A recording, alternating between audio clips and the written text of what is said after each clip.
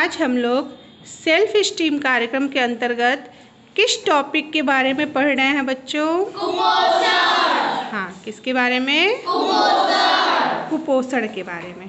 ठीक, कौन बता सकता है कुपोषण क्या होता है? अभी बताया मैंने ना। हाँ, चलिए बताइए। हाँ, आप बताइए। काजल। शरीर के लिए आवश्यक संतुलित आहार लंबे समय तक न मिलना ही कुपोषण है।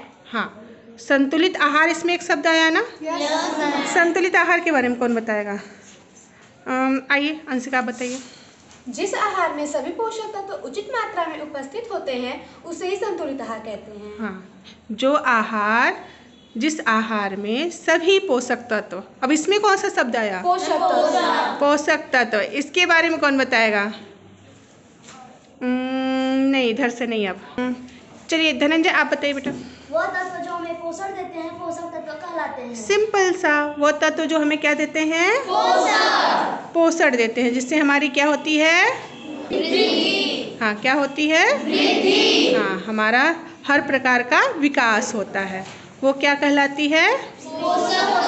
पोषण, पोषक तत्व। देखिए, ये संतुलित आहार के बारे में एक चार्ट है। आइए अंशिका, इसके बारे में बताइए बेटा। ये देखो, खाने की थाली है ना बेटा? Yes ma'am. इस खाने की थाली में क्या क्या दिख रहा है? दाल, चावल, रोटी, सलाद, हरी सब्जियां और सब्जी। हाँ, अगर हम लोग घर में नॉर्मल पिज्जा बर्गर खाने की जरूरत नहीं है, सिर्फ क्या खाना है? संतुलित आहार। मैं दाल चावल को ही खाना चाहती हूँ। हाँ, दाल चावल रोटी सब्जी हरी सब्जी, हाँ, सलाद, और साथ में क्या लेना? हाँ, दूध। अगर ये सारी चीज आप लोग ले लोगे तो कुपोषण का शिकार नहीं।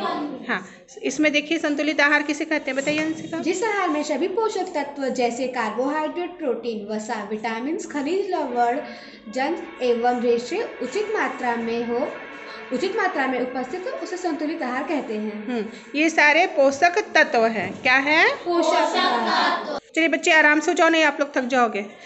इसमें से बताओ भाई, पोषक तत्व किसे कहते हैं? नैन्सी, आप बताओ।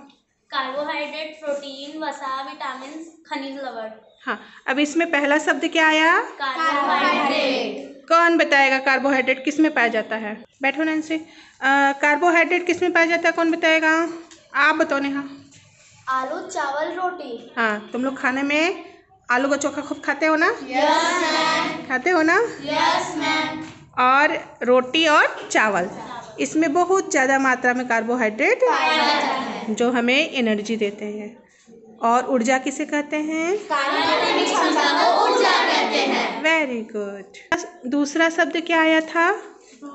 प्रोटीन। प्रोटीन किस में पाया जाता है? अब इधर से बताइए कोई लोग। हाँ बताओ बेटा। रागिनी ना? दाल, चना, मटर, मूंग, मसूर, उड़द, सोयाबीन, ये सब में प्रोटीन पाई जाती है। Very good. ये सारी चीज में क्या पाया जाता है? प्रोटीन। और ये दाल आपके खेतों में बड़ी आसानी से मिल जाती है ना? yes, सबके घरों में खेती होती है ना? yes, हाँ, तो रोज दिन भर में चाहे किसी चीज का दाल जरूर खाना चाहिए। हाँ, और सबसे ज़्यादा इजीली चना मिल जाता है। चना भिगो के कितने लोग खाते हैं? चने को गुड़ के साथ खाओ, बहुत ज़्यादा मात्रा में क्या मिलेगा? क्या मिलेगा? हाँ, क्या मिलेगा? प्रोटीन और आयरन। अगला शब्द था वसा। वसा के बारे में कितने लोग बताएंगे? ये देखो, इनका छोटा सा हाथ उठ रहा है ना? इन्हीं से पूछते हैं। बताओ बेटा, किस में पाया जाता है वसा? घी और तेल में। पीछे रिमझिम, आप बताइए आपके घर किस चीज़ का तेल खाया जाता है? अरे इसमें हंसने वाली कौन सी बात है? सरसों का तेल खाते हो ना? yes, सबके घर में सरसों का तेल खाते हैं ना? yes, और भैंस की घी। भैंस की घी खाते हो कि गाय की घी खाते हो? दोनों अच्छा होता है। तुम लोग के घर में अगर देसी घी मिल रहा है तो वो सबसे अच्छा है। ठीक, रिफाइंड की जगह पे देसी घी का ही उपयोग करो। बैठो बेटा, बैठ जाओ। अगला क्या है बेटा? विटामिन। ये देखिए, विटामिन का मॉडल है ना? कौन कौन सा विटामिन है? मैम, विटामिन 6 प्रकार की होती हैं। कौन कौन सा? Vitamin A, vitamin B, vitamin C, vitamin D, vitamin A और विटामिन के। हाँ, इन सब के स्रोत के बारे में और इन सब से कौन सा रोग होता है इसके बारे में इस मॉडल से आप लोग पढ़ लेना। ठीक, अच्छा, कोई लोग बता दो विटामिन ए किस में पाया जाता है? हाँ बताओ आप ही, तमन्ना। विटामिन मछली का तेल, अंकुरित अनाज, पालक इत्यादि में पाया जाता है। ठीक।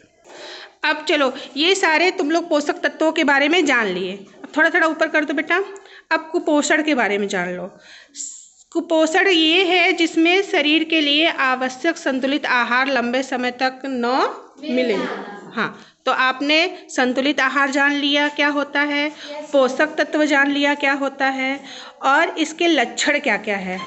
शरीर की वृद्धि रुक जाना, मांसपेशियों का ढीलापन होना, झुर्रियों युक्त पीला त्वचा, थकान व कमजोरी। एक मिनट, कितने लोग को काम करने में थकान और कमजोरी होता है? ये थकान और कमजोरी नहीं है, आलस है। समझ में आया? ये आलस है।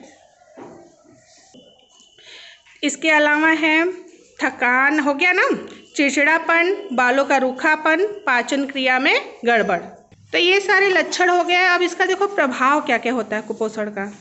कुपोषण का प्रभाव है वजन का निरंतर कम होना। ये देखो चित्र में देख रहे हो तुम लोग, ये बच्चा कितना दुबला पतला दिख रहा है ना। इसका वजन बहुत कम रहेगा, पेट अलग से निकला हो सकता है या फिर नहीं भी हो सकता है। ठीक। और अगला है शरीर की प्रतिरोधक क्षमता में कमी। अच्छा, इसमें प्रतिरोधक क्षमता है, मैंने बताया था, क्या होता है काजल? मैम, रोगों से लड़ने की शक्ति नहीं होती है। हाँ, रोगों से लड़ने की शक्ति नहीं होगी तो बार बार क्या पड़ेगा? बीमार। हाँ, बीमार हो जाएगा। ठीक। मांसपेशियों का क्षरण होगा। जब वो कमजोर होगा तो क्या उसका पढ़ाई में मन लगेगा? No ma'am. हाँ, उसके पढ़ाई में मन नहीं, पढ़ाई में पिछड़ने लगेगा और शारीरिक और मानसिक दोनों कमजोरी आ जाएगी।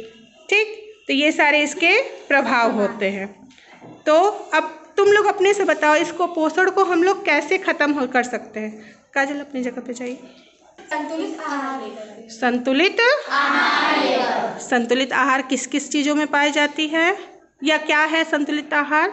मैम, जिस आहार में सभी पोषक तत्व उचित मात्रा में उपस्थित होते हैं उसे संतुलित आहार कहते हैं। हाँ, और पोषक तत्वों के बारे में आप लोगों ने पढ़ा ना? Yes ma'am. तो अपने घर में सलाद उगाइए, किचन गार्डन बनाइए। बनाए कि नहीं घर में? Yes ma'am. बताओ क्या क्या बोए हो? मैम, इसमें मूली, मिर्ची, टमाटर, बैगन, ये सब है। सब है ना? यस। हाँ, घर पे अच्छे से दाल, चावल, रोटी, सब्जी, हरी सब्जी।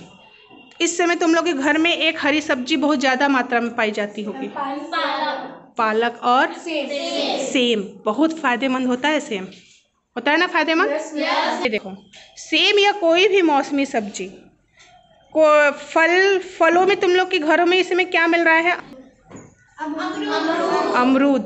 अमरूद सेब की तरह काम करता है। ठीक। तो जो आपके घरों में इजीली अवेलेबल है, बस वही चीज़ें अगर अच्छे से आप लोग खा ले तो क्या आप कुपोषण के शिकार होंगे? No ma'am. और देखो, छोटे बच्चों के लिए एक चीज़ बहुत ज़रूरी है, वो है अगर छोटा बच्चा तुरंत जन्म लिया है तो माँ का पहला दूध उसके लिए बहुत ज़रूरी होता है। और 6 महीने तक उसको और कुछ नहीं देना चाहिए, सिर्फ माँ का दूध ही देना चाहिए। 6 महीने के बाद उनको प्रोटीन युक्त संतुलित आहार देना चाहिए और उनके आहार में सफाई और स्वच्छता दोनों का ध्यान रखना चाहिए। कहीं भी किसी भी जगह पे या किसी भी इंसान के लिए सफाई और स्वच्छता जरूरी है। हाँ, बहुत ज़रूरी है। तो कुपोषण आज सबको समझ में आया? Yes ma'am.